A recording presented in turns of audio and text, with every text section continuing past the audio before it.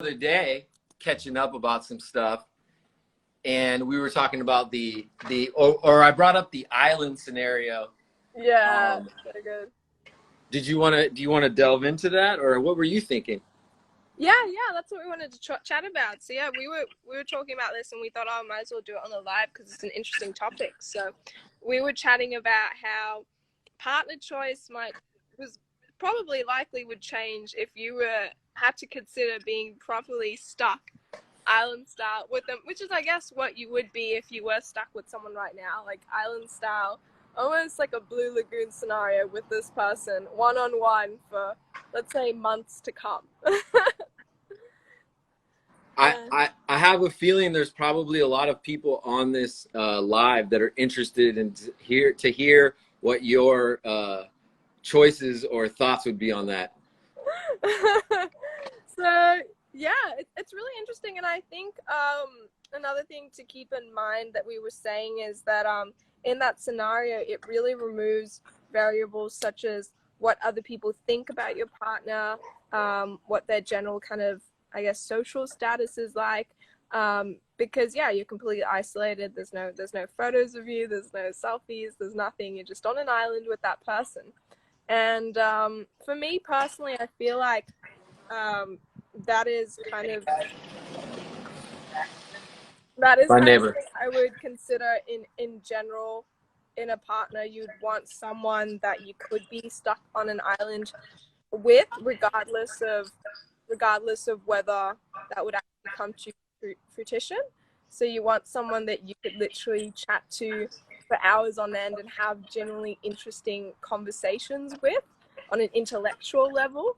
So I don't know, be able to bring up all kinds of topics, everything from religion to politics, and actually have interesting conversations with them. Otherwise, things would get boring really quickly. When you bring up the ability to talk politics and all those other things, that rules out a lot of people, actually. Because a lot of people are not going to want to talk about it or won't know how to talk about it. One thing, though, that comes to mind as well is someone that can actually do their own thing and isn't going to hold you responsible for entertaining them either. Oh yeah. Oh my God. Imagine if they constantly needed your attention. It'd be a nightmare. Right? You're on an island. Okay, it's two people on an island. They don't know when they're going to be able to get off the island, which is very similar to quarantine right now, right? Yeah. I think there's probably a lot of relationships right now that are either improving and they're working their way through it, or it's going really wrong.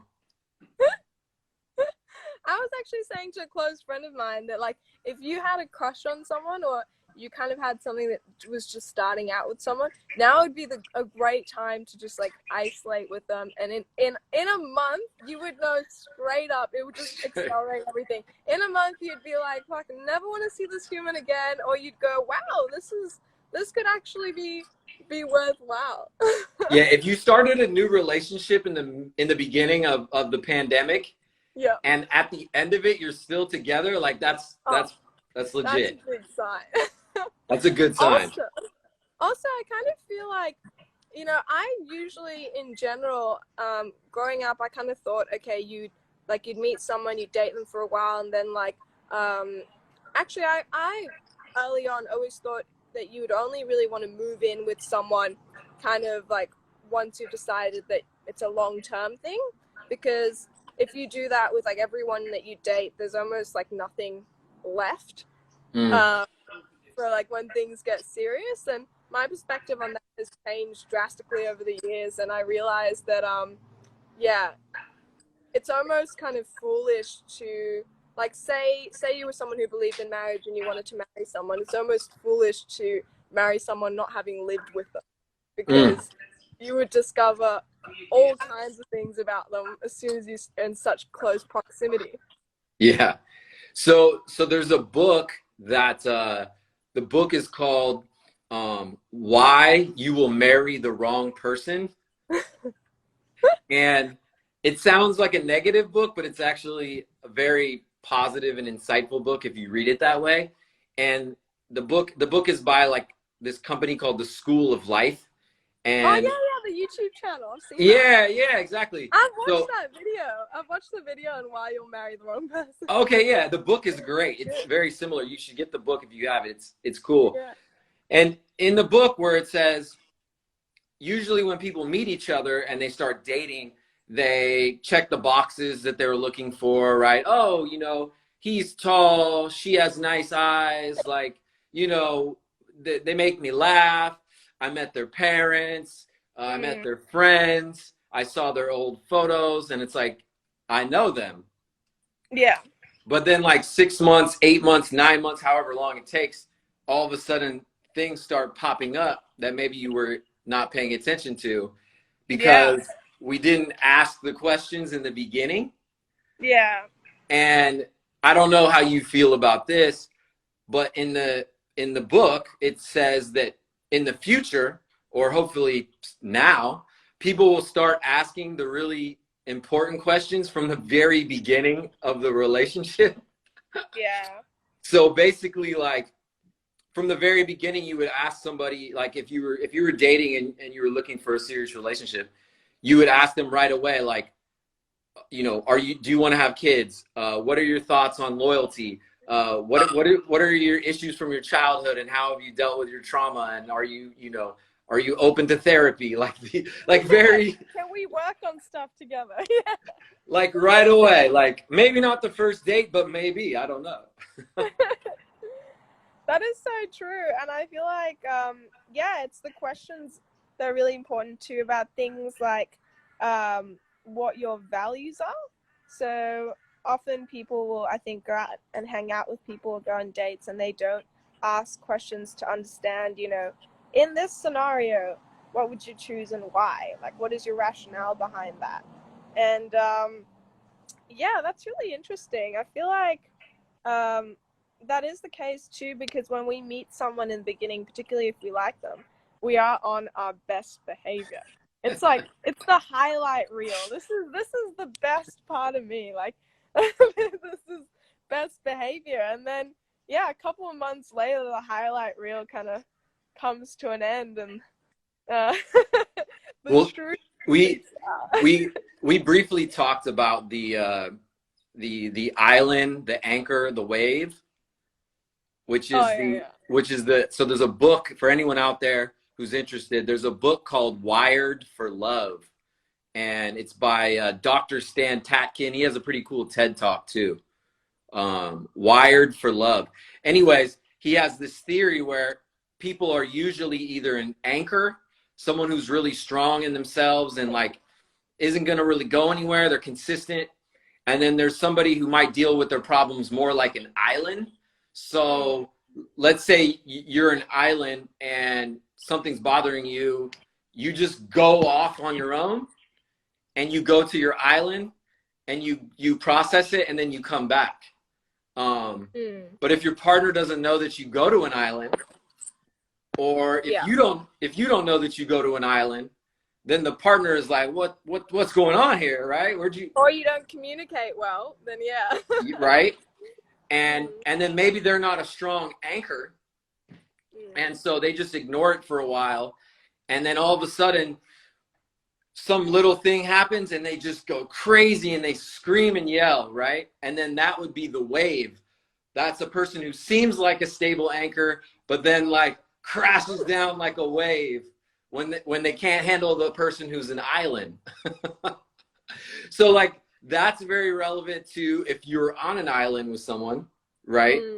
And if I know that you go to an island and we talk about it, then it's like, oh, okay, I know what's going on. It's not something that I'm going to take personal. But if people just disappear on you in a relationship and you don't know where they went and they don't tell you why, you might turn into a wave. That's so true. Yeah. I think the key part in all of that is kind of how you communicate together, because you can be either one, and as long as the other one has an understanding of what's going on, it's like, I actually personally feel like I'm the kind of person where, like, say things do turn into like a really heated argument, like I do get super, super angry. And I am the kind of person where nothing rational is being decided when I'm that angry. So actually do need, like, I need to go away, calm down, come back and be like, okay, rational again. Have you ever had or thought about having some sort of like safe word to cool down an argument? Banana bread. Banana bread, and then you walk away. Yeah, that's not a bad idea. I mean, I think one thing too, like at least in relationships where it's a man and a woman, I think that in my experience from learning from mistakes,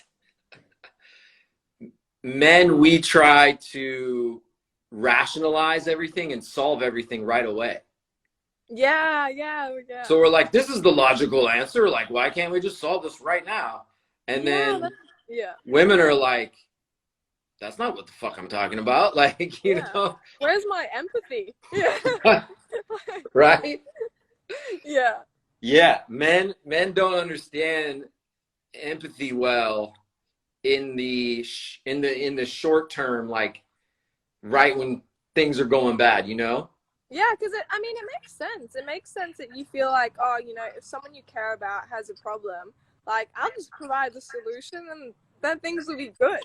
But what people often miss, like you said, is that a lot of the time I find women need more empathy and they need you to be like, wow, that really sucks, for a certain amount of time before then going, here's a solution though. And we've actually discussed this before, and I think that was like the perfect analogy with the dog. So, like, say your dog dies. A logical solution might be like, oh, well, we can go to rescue and get you a new one, and then you won't be as sad because you'll have a dog again. But really, so the younger me, like let's say I was in my 20s, I would definitely probably have suggested getting a new dog way too soon. Or just get them one. Just be like, here you go. Way too soon. I'm still a little bit guilty of that. Not with a dog or anyone dying, but like if someone is if one of my girlfriends, like close friends of mine, says that they're struggling with something, my knee-jerk reaction is to immediately try to help them solve the struggle that they're having. Yeah. And then I gotta like take some deep breaths and be like, that's not what I'm supposed to do right now. Yeah. Don't help them, just empathize. Yeah. But then I don't know. So what do you think about this? Maybe I'm wrong, but I feel like women then can't, once women process something in general, right? Everybody's different, but once women process something, I feel like they can like bounce back pretty well and even like get over something that like, you know, was like pretty bad. But like men, like I feel like, I don't know, maybe I'm wrong. I feel like men though kind of stay in their ego a lot longer in terms of like something to do with like jealousy or something, you know? Oh, yeah. Men's ego, speaking for men and myself, men are like more fragile in that regard, like not as strong long term. Like we're like strong right away, you know, like oh, some shit went bad, like let me handle this, like let me open this jar, kill the spider, or like protect you from the rain. But then like long term, the ego is pretty shaky. Yeah, and I feel like that's something that really changes as men mature. As in, like, I feel like the more men mature, the less they hold on to that ego and the less kind of jealousy and lingering on things that they are. Probably for both genders, as we mature, we're more likely to be like, this isn't actually helping anything. It's time to let go of these things. And someone has just commented here that they had a boss who I just wrote wise words. Yeah. It's Yeah, it's super wise, but I mean, I guess as we just said, there's kind of a place for both, right? Absolutely. Yeah, Absolutely. Like what I mean by that is like it's a good question in that, you know, if men realized that women weren't looking for a solution right away and was looking for empathy, like that, how much problems would that solve? massively. Yeah, it's so true. And in a work capacity, yeah, you pretty much almost always want the solution, but in a personal one, yeah, you want like a partner or a friend or someone that shows that they understand what you're going through, um and that, yeah, fuck, that really sucks. And then now that we've talked about how much it sucks, here's the solution. Yeah, and then sometimes making a decision right away is not necessarily the best thing anyways, you know. Yeah, sometimes Sometimes you come up with better things over time. yeah, yeah. I Yeah, think going back to what we were also talking about, like being on the island with somebody.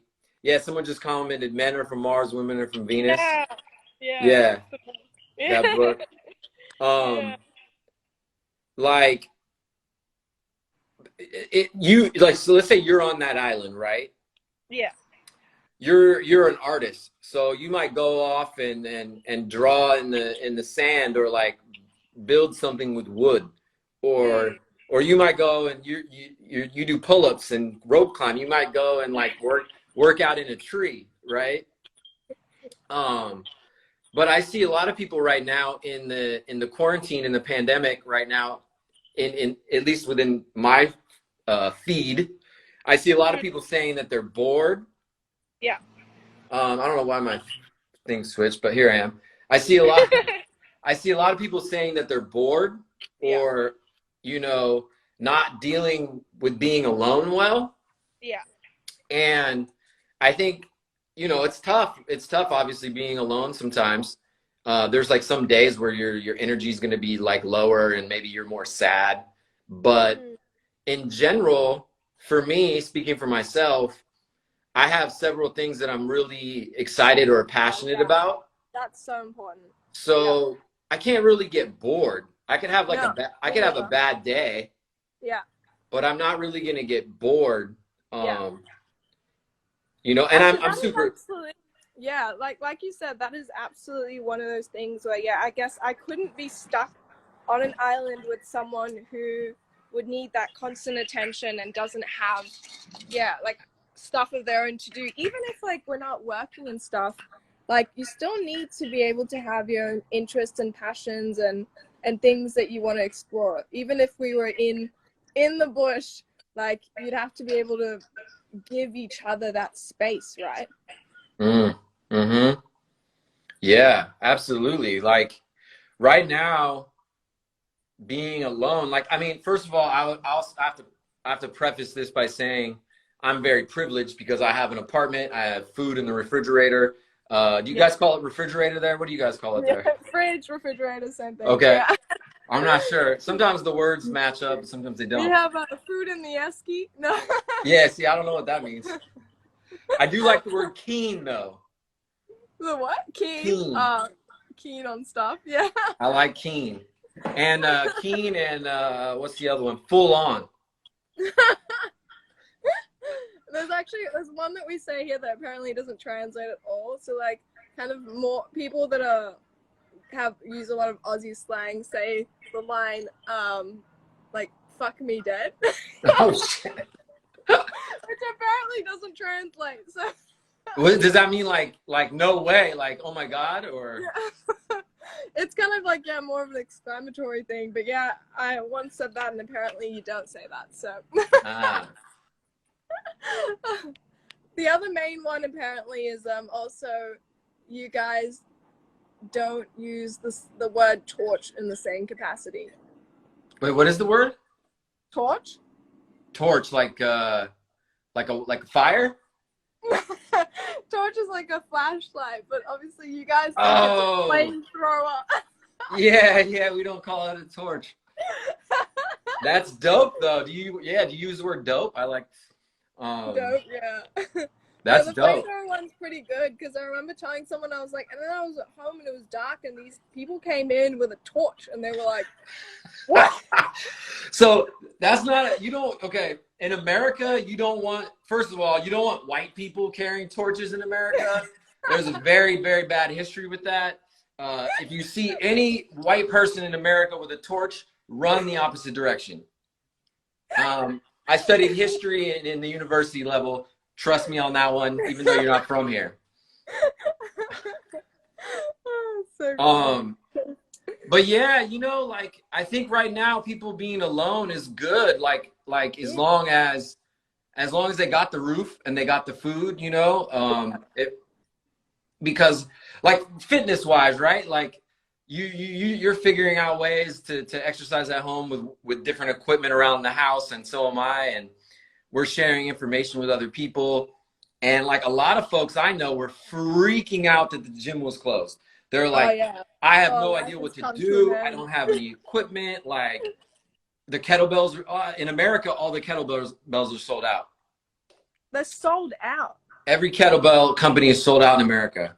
But that's Yeah. actually, it's interesting. That brings me to the topic of, I was discussing this with a friend and I was saying in life, we kind of generally really praise and give a lot of attention to people who excel at something. So say your whole life, like most hours of the day, all you do is throw, okay, I don't mean this in any negative way, this is just an example. Say all you do is throw a shot put, right? Mm-hmm. I would hope to God that in 4 years' time you would be one of the best shot putters in the world. Like if you're spending most of your time throwing this ball, you know, diligently trying to get better, I would hope that you'd be up there because no one else is doing that. Like no one else is standing at home just constantly shot putting. And say you, I don't know, Olympic shot putter, and you did really well at that, people would be like, whoa, have you met Nate? He's this Olympic shot putter. And he'd be like, oh, sick. And we rarely celebrate, you know, the people that are multifaceted and, you know, are good partners, are good friends, they're there for the community. They don't excel at, you know, one thing like shot put. They're just a really balanced person with lots of interests, you know, great, you know, conversation. We rarely say, hey, have you met XYZ? They're a really whole-rounded person. They've got great relationships. They're such a good human. We're mostly always talking about, oh, have you heard about XYZ? They, you know, did 56 muscle ups and Olympic shot put, you know? No offense to anyone that can do 56 muscle ups. No, it would be sick, but So at the end of the So I was actually discussing something similar to this recently about I don't know if you know anything about NBA basketball in America. that's It's yeah. it's like pro basketball, right? Mm. So Michael Jordan, arguably the greatest basketball player of all time in America and in the world. But in order to be the greatest basketball player of all time, most people would agree that he is not a nice person. Oh, wow. He doesn't have any friends really. And as opposed to somebody like a LeBron James, who is still really great, but was a lot more well-rounded. Yeah. Not only as a player, but more well-rounded as a person. And I'm not taking anything away from Michael Jordan as a player. He's probably the best, probably the best ever. And there's famous stories about the things that he did in order to be ready.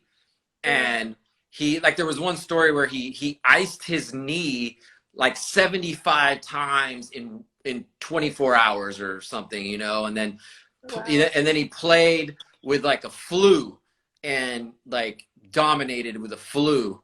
But then also, like, most people who played with him said that he was like the biggest asshole of a teammate ever because he just expected relentless pursuits of perfection at all times, right? And when you look at like a lot of the greatest like athletes and players, they are relentless, but are they happy? I would ask, you know, especially when they retire from their sport. A lot of times they don't know what to do with themselves, and then they chase they chase something else relentlessly, you know? Mm. Yeah, I don't know. I would rather not be Michael Jordan and be happy, Me basically. too. That's what I was saying. I was saying that it's an interesting thing. You can kind of ask a whole bunch of people, and I feel like, you know, on a whim, if you ask people, they'd be like, oh, of course I'd like to be the greatest at something. But then when you really sit down and think about it, I would much rather have, you know, a variety of experiences, a balanced life, good relationships, meet different people, and never be that good at anything, but have been able to really have all these experiences rather than be the world's greatest XYZ. Yeah. Plus, you get a lot of drama and pressure with fame. Mm. So then, like, everybody wants to, you know, meet you or get something from you, and like you can't go Yeah. anywhere without being bothered. And like, if you do something, it's like in the news. You know, Yeah. that would be not fun. Absolutely. It's really interesting. Yeah. It's almost like if you said to most people you could be the best in the world at, you know, you could be the best in the world at something. Um, Most people wouldn't think about it to that extent and be like, oh, I actually don't want to do that. I'd rather have a good life. So Mm. I think it's important to kind of celebrate balance and people that are whole-rounded people. And I try and talk about that as much as possible. You know, the people that you see in your community that are awesome people but don't stand out for one thing in particular. That's kind of like the island thing too, right? Because Yeah. if you're stuck on the island with somebody, and you know, now like some of the qualities that you are finding important either in yourself or this other person, that changes a lot, right? Whereas like when people are in like the real world, they're basing Yeah. everything off of like this achievement scale of like Yeah. success, like make more money, like buy more things, like have a bigger house, you Yeah. know, have more cars. And like, I don't know, like how many, I mean, obviously there's people who are wealthy or who are doing well that are happy, but it seems like there's a lot of people who are making a lot of money who are working all the time, and they're not healthy, you know, Yeah. and they're not necessarily passionate um about what they're doing, or maybe they are passionate about what they're doing, but they're not taking care of themselves, you know. Yeah. um like Gary V, like if Gary V died of a heart attack, like I wouldn't be that surprised. Like he seems like he's like I don't even know if that guy sleeps, you know. Yeah. He's just constantly making content and just content, like Just content. crush it like non-stop, like win to make that money, you know. I mean, some of his shit's really inspiring, but Yeah. I kind of think he needs like more meditation or something. It's like, yeah, but can you make content whilst you meditate? Yeah, exactly. He'll probably start selling a meditation thing right now. Like, So the Fit Boss said, would you rather be happy and fade into history unknown, or relentless imperfection and known for generations to come? And that's, yeah, like you said, that's one that just wouldn't really be a consideration if you were on the island. Like, you're not going to be, if you're on the island, no one knows anything about you. You're just on the island. There's no one's watching, no history, and so that's why I guess it changes. I feel like for me, what I want in a real life partner is consistent with who I'd pick for the island. What do you think?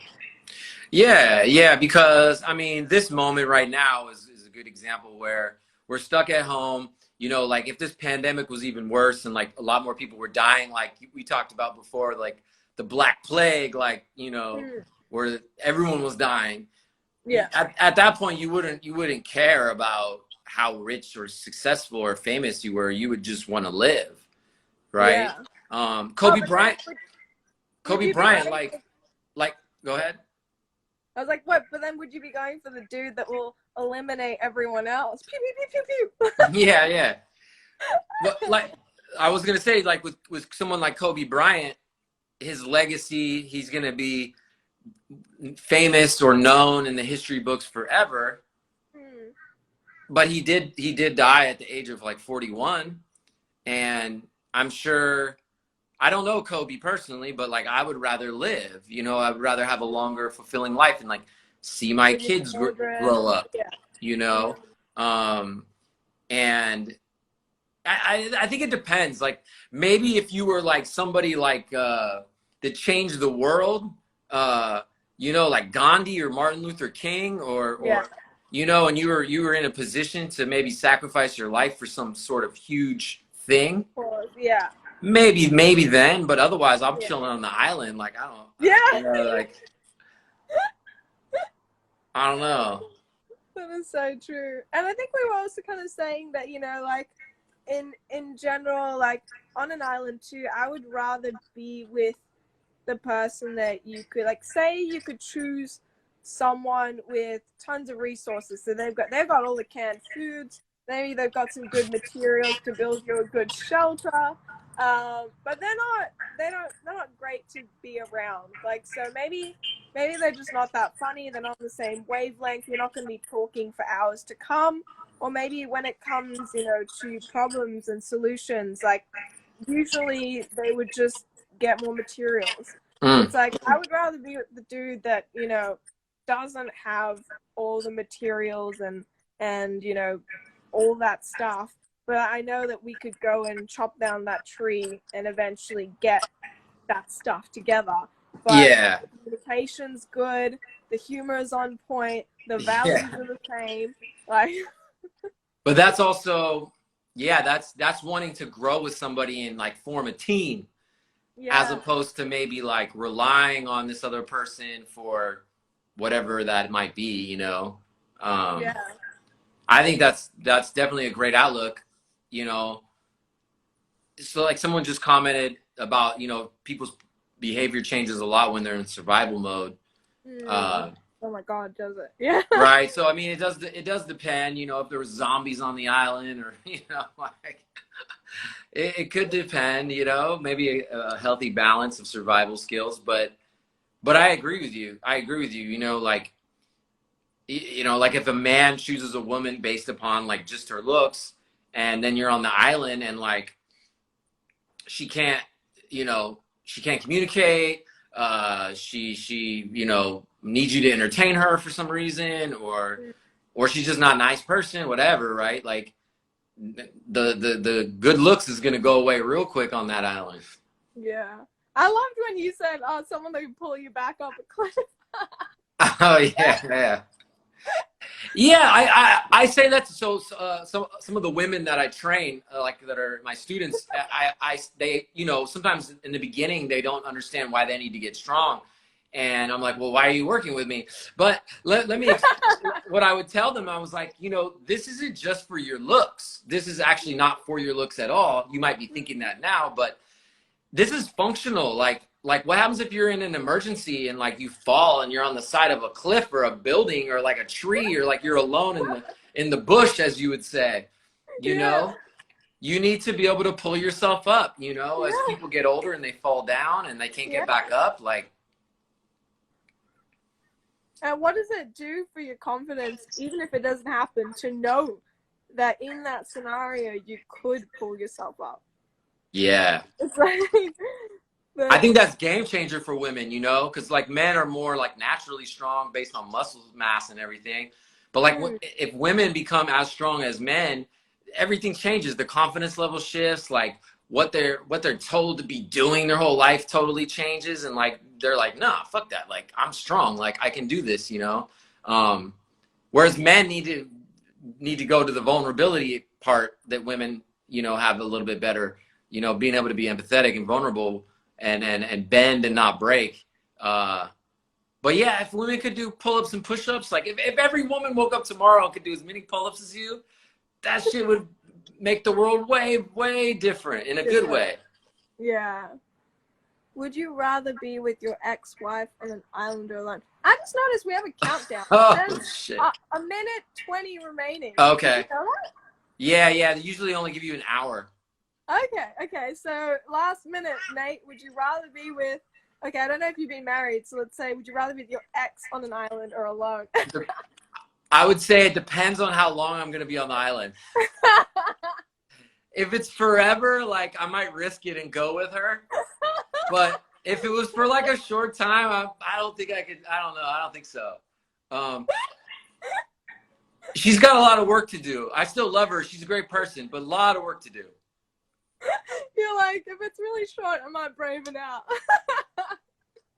But I don't know. Like if you're like Tom Hanks in that movie for like 5 to 10 years, like Wilson. I don't know. What about you?